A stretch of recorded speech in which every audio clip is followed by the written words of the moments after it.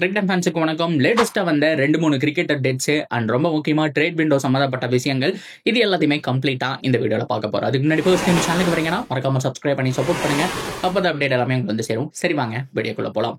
So first of all ரொம்ப முக்கியமா India versus England அதுதான் மிகப்பெரிய ஒரு கிரிக்கெட் அப்டேட் அப்படிங்கிறத சொல்லி ஆகணும். ஸோ அந்த கேம் ஒவ்வொரு நாளும் சூடுபிடிக்க ஆரம்பிச்சது. முதல் கேமா வந்துட்டு இந்தியா வின் பண்ணிடுவாங்கன்னு நினைக்கும் போது இங்கிலாந்து ஜெயிச்சிட்டாங்க. ஸோ செகண்ட் சீரீஸை கம்ஃபர்டபுளா ஜெயிச்சாங்கன்னு சொல்லணும். ஸோ தேர்டும் நம்ம கையில இருந்தது. ஜடேஜாக்கு சப்போர்ட் பண்றதுக்கு யாருமே நிக்கல. பேட்டிங் டெப்த் அவ்வளோ இருந்தும் யாருமே சப்போர்ட் பண்ணல. அண்ட் சிராஜ் ஓரளவுக்கு சப்போர்ட் பண்ணிட்டு இருந்தாரு.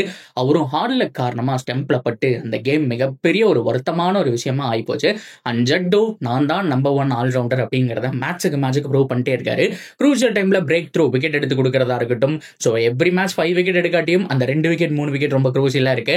அண்ட் பேட்டிங்லயும் பார்த்தோம் அப்படின்னா கிட்டத்தட்ட ஒரு இது வரைக்கும் 6 இன்னிங்ஸ் ஆடி இருப்பாருன்னா அதுல ஒரு 350ல இருந்து 450 அடிச்சிடறாரு. அந்த டவுன் ஆனல கன்சிஸ்டண்டா பெர்ஃபார்ம் பண்ணக்கூடிய ஆல்ரவுண்டர்ஸ்ல அவர் தான் பெஸ்ட். அதனாலதான் டெஸ்ட் ரேங்கிங்ல இன்னைக்கு வரைக்குமே ஸ்டில் நம்பர் 1 பெட்டர் ஆல்ரவுண்டரா இருந்துட்டு இருக்காருங்கிறதுல மாற்றமே கிடையாது. ஸோ இதுல ஒரு சில ஸ்குவாட் அப்டேட் கொண்டு வந்திருக்காங்க. அதுல மிக முக்கியமான அப்டேட் அன்சுல் கம்போஜ் மறுபடியும் டீமுக்குள்ள வராரு அப்படிங்கிற மாதிரி ரொம்ப எக்ஸ்பெக்ட் பண்ணிட்டு இருப்பாங்க சிஎஸ்கே ஃபேன்ஸ் எல்லாம். இந்தியன் டீம்ல மறுபடியும் இடம் கிடைச்சதுக்கு ரொம்ப சந்தோஷப்படணும். ஸோ இந்தியா 7 ஆடி இருப்பாரு, அதெல்லாம் வேற விஷயம். என்ன விராட் ரோஹித் சர்மா அவங்களுக்கு கீழே இவர் விளையாண்டிருந்தாரு அப்படின்னா இன்னும் கொஞ்சம் சீக்கிரமாவே பூஸ்ட் ஆயிருப்பாரு.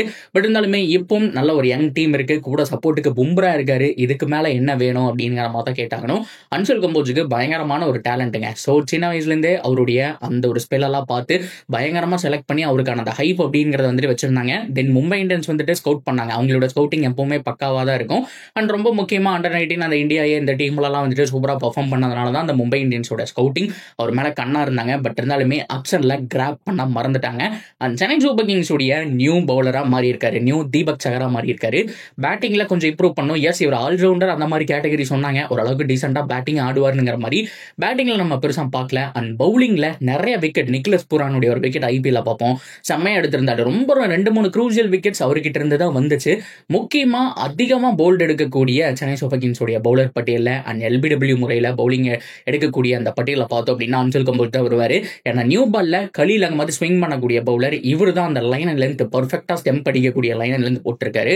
ஸோ கண்டிப்பா இந்தியன் டீம்ல விளையாடுவாருங்கிறத எக்ஸ்பெக்ட் பண்ணதான். பட் இருந்தாலுமே டெஸ்ட் ஸ்குவாட் அறிவிக்கும் போதே நம்ம எதிர்பார்த்தோம். பட் இருந்தாலுமே அன்சுல் கம்போஜுக்கு சான்ஸ் கிடைக்கல. இப்போ மறுபடியும் ரிப்ளேஸ்மெண்டா உள்ள வந்திருக்காரு. நல்ல ஒரு விஷயம். நல்ல ஒரு யங்ஸ்டர் க்ரூம் பண்ணோம் அப்படின்னா இந்தியாவுக்கு ஒன் ஆஃப் த பெஸ்ட் பவுலரா வருவாருங்கிறத மாசம் கிடையாது. பும்ரா கையில தான் இருக்கு. பும்ரா கில் எவ்வளவு ஓவர்ஸ் கொடுக்குறாரு அப்படிங்கிறத பொறுத்து தான்.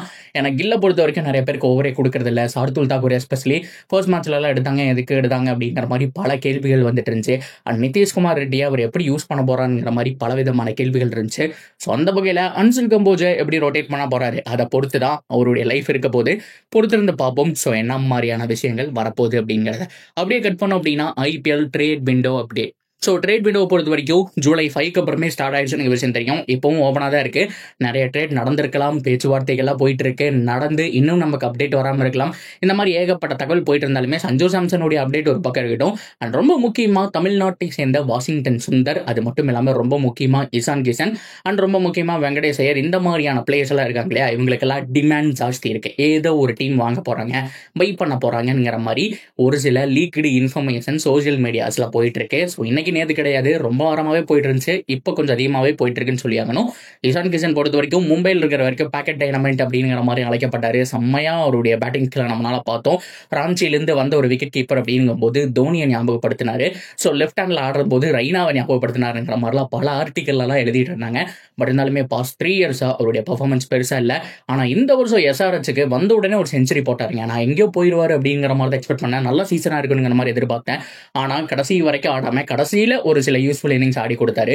ஸோ அவங்கள பொறுத்த வரைக்கும் இது ஒரு கிட்டத்தட்ட ஒரு 20-30% பர்ஃபார்மன்ஸ் தான். பட் இருந்தாலுமே இம்ப்ரூவ் பண்ண வேண்டியது இருக்கு. ஸோ அவர் ட்ரேட் விண்டோல போறதுக்கான சான்ஸ் இருக்கு. அண்ட் ரொம்ப முக்கியமா வாஷிங்டன் சுந்தர், சில பேர் வந்துட்டு ரொம்ப இதே மாதிரி, அதாவது குர்னால் பாண்டியாவை நாங்கள் யூஸ் பண்ண மாதிரியே வாஷிங்டன் சுந்தர் யூஸ் பண்ணுவோம், ஆர்சிபி தான் வாங்க போறாங்கன்னு சொல்லிட்டு இருக்காங்க. ஆர்சிபியோட கண்டிஷன் இப்போ வரைக்கும் என்னன்னு தெரியல. அண்ட் சென்னை சூப்பர் கிங்ஸ்க்கு இவர் தேவைப்படுவார். ஒரு சூப்பரான ஒரு ஸ்பின்னர், நீட்டா ஆடக்கூடிய ஒரு பேட்ஸ்மேனுமே கூட. அஸ்வின் இல்லை அப்படின்னா இவரை வச்சு ஓரளவுக்கு மேனேஜ் பண்ணிக்கலாம் நீங்க மாதிரிலாம் பேசிட்டு இருக்காங்க. ஸோ இந்த ட்ரேட் எங்க போய் முடிய போகுது அப்படிங்கிறத பார்க்கணும். ஸோ என்ன பொறுத்த வரைக்கும் டிசி இன்ட்ரெஸ்டடா இருக்காங்க. ஸோ ரொம்ப முக்கியமா டிசி அண்ட் ஜிடி இவங்க 2 பேருக்கு நடுவில் தான் அந்த ட்ரேட் நடக்க போறதா சொல்லிட்டு இருக்காங்க மாதிரியான இன்ஃபர்மேஷன் தான் போயிட்டு இருக்கு. ஆனா என்ன ஏது அப்படிங்கிற கம்ப்ளீட் அப்டேட்டை அவங்க அஃபிஷியல் போஸ்ட் போட்டால் தான் நம்மளால உணர முடியும். ஸோ கூடிய விரைவிலேயே பார்த்தோம் அப்படின்னா எல்லா டீமுமே ரீட்டைன் அண்ட் ரிலீஸ் பிளேயர்ஸ் உடைய லிஸ்ட் அனௌன்ஸ் பண்றதுக்கு முன்னாடியே இந்த ஒரு ட்ரேட் விண்டோல யாரை நாங்கள் பர்ச்சேஸ் பண்றோம், யாரை நாங்கள் கொடுக்குறோம் அப்படிங்கிற அப்டேட்டையும் சொல்லிடுவாங்க அப்படிங்கிற மாதிரி நம்ம நம்புவோம். So that's video guys. இதை பத்தின உங்களுடைய கருத்துக்கள் என்னவோ அதை தாராளமாக நீங்க கமெண்ட் செக்ஷன்ல சொல்லலாம். தொடர்ந்து அப்டேட்டுக்கு சேனலோட இணைஞ்சிருங்க. சப்ஸ்கிரைப் பண்ணி சப்போர்ட் பண்ணுங்க.